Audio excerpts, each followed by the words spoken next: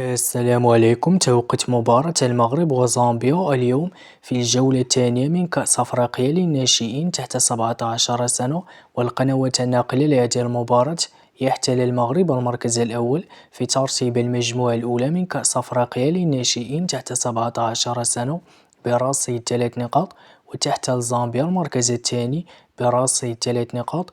ويستضيف ملعب البشير بالمحمدية لقاء المغرب وزامبيا في الجولة الثانية من دور مجموعة كأس أفريقيا للناشئين تحت 17 سنة اليوم الخميس 3 أبريل 2025 في حدود الساعة 8 مساء بتوقيت المغرب، 11 مساء بتوقيت السعودية إن شاء الله. وسيتم نقل هذه المباراة على قناة الرياضية TNT وعلى قناة بين سبورت /6 بتعليق جواد بادة.